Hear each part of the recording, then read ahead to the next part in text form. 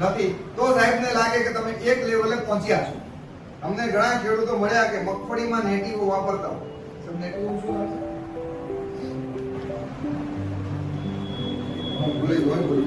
બહુ high and લેવલની fungicide છે, બરાબર? બાયરની નેટિવો હાઈ લેવલની ફંજીસાઇડ છે કે ભાઈ સૌથી ટોપ લેવલની અને મોંઘી ફંજીસાઇડ પૈકીની એક છે, બરાબર છે ને? તો એ દવા મગફળીમાં ખેડૂત વાપરતા હોય, હવે એ ખેડૂત એ દવા વાપરવાની જરૂરત જ નથી.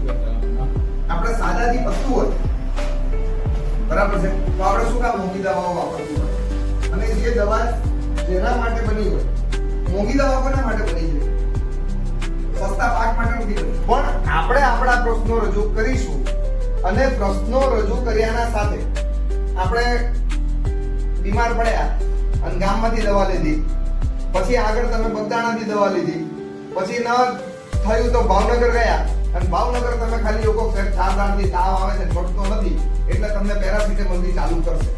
પણ તમારે શું કહેવું પડે કે સાહેબ 4 દાડાથી તાવ આવે છે, પહેલા ગામથી દવા લીધી, ના મટી તો બગદાણા કે મહુવા ગયા અને પછી ત્યાં ના મટી તો તમારે ત્યાં આવ્યા છે. એટલે ડોક્ટરને તરત ખબર પડશે કે 4 દાડામાં એને જે પ્રાથમિક તબક્કાની ગોળીઓ ઘટાડવાની વાત નથી કહેતો, વધારે પડતું નાખો તો એને ઓછી કરવાની જરૂર છે. તો થોડું તમે બોરોનેટેડ કેલ્શિયમ નાઇટ્રેટ વાપરો તો શું થાય કે વધારાનું નાઇટ્રોજન ને વધારાનું સલ્ફર થોડું ઓછું થશે. અને બીજું, બોરોન અને કેલ્શિયમ એ બેની ખામી હોય તો તમારી ડુંગળીની ટોચ બળે.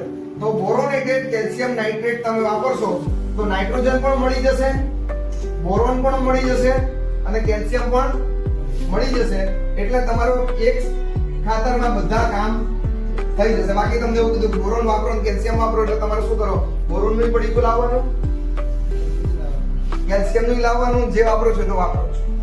તે બધું અલગ કરવાની જરૂર નથી.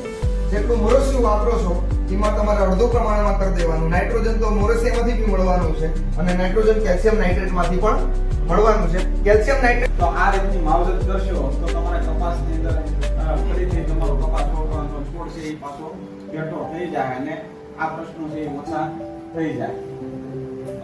હવેના જે પાકની અંદર વાત કરીએ કે હવે આપણે જે ખાસ કરીને ચણા અને ઘઉં, તો ચણા અને ઘઉંની અંદર તો જનરલી આપણે બિયારણ સિવાય એટલી બધી માવજતમાં કઈ ધ્યાન રાખવી પડતી નથી. આપણે અહીંયા લગભગ છેલ્લા 3 વર્ષથી આમાં અમે ઓલા ટીપરો છે ને એમાં ગૌમૂત્ર ને સાર ગાઉ ભેગું બધું સાર નાખી ને રાજ્ય અઠવાડિયે કાઢી નતો વચ્ચે રાજ્ય બચ્યું હોય એમાં નાખી ને ખાતી સાઈઝ નાખી પછી વજનવાળી લેવા લઈ આવે પછી આ બધી રાંધવામાં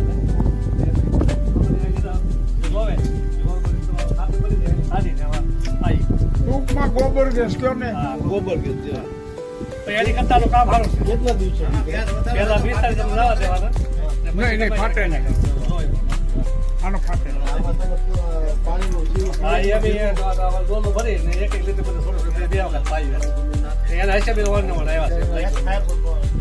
આના લીધે શું જમીનની અંદર છે ને સૂક્ષ્મ જીવાણુની સંખ્યા તમારો વધી જાય, જે ફાયદાકારક આપણે છે. તમારો જે કચરો હોય ને એ બધો ફરી જાય, એનો એનેરોબિક કન્ડિશન એટલે કે આમાં છે ને હવા વગર ફળે.